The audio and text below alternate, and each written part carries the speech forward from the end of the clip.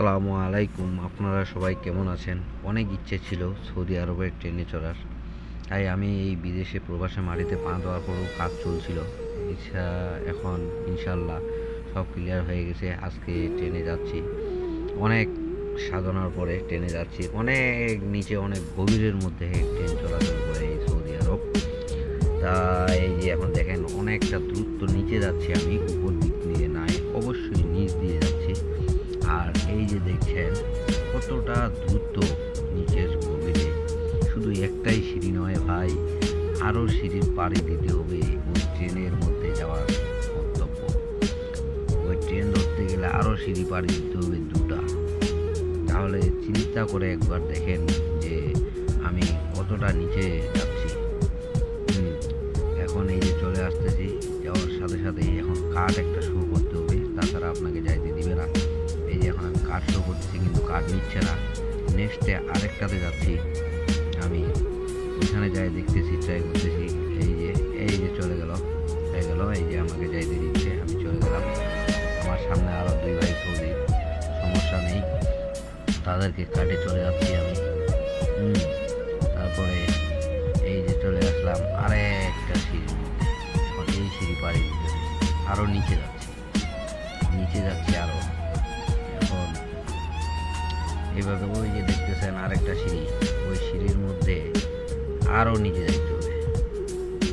তারপরও ট্রেনের লাগার পাই যে এত সময় একটু সুবিধা আছে, যেটা মিনিটে মিনিটে ট্রেন ঢুকে যায়। অবশ্যই ইচ্ছাটা পূর্ণ হচ্ছে আমার। অনেক ইচ্ছে ছিল যে এই ট্রেনে চড়বো।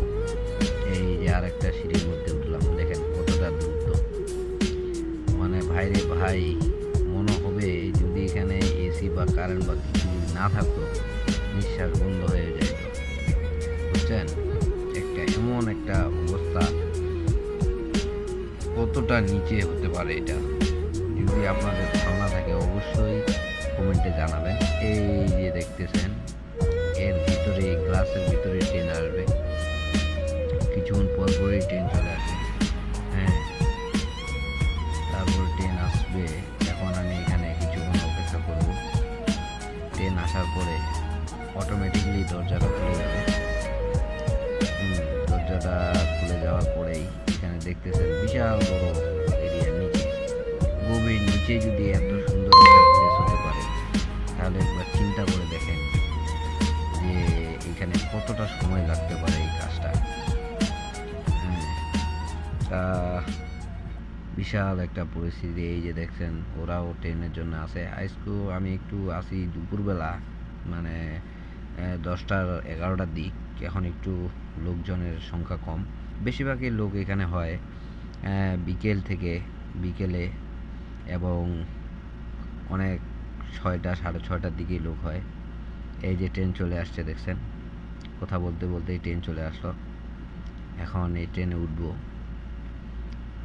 এই যে দরজা খুলে যাবে অটোমেটিকলি। এই যে লোক নামতেছে, এই যে আমি ঢুকলাম ট্রেনের মধ্যে। সিটও খালি আছে আজকে। এই যে বসলাম সিটে আমি। এই যে সিটে বসার পরে এখন ট্রেন দরজা ক্লোজ হয়ে যাবে। ক্লোজ হওয়ার পরেই ট্রেন টান দিবে। তো ভাই রে ভাই, আপনাদেরকে দেখাইতে পারতেছি না, ট্রেনটা এত দ্রুতভাবে চলে। একটা টানের পর একটা যে ঝাঁকুনি দেয়, অন্যরকম একটা মানে ফিলিংসটা। এই যে ট্রেন ছেড়ে দিল, দেখছেন ট্রেন ছেড়ে দিল। সবাই ভালো থাকবেন, সুস্থ থাকবেন।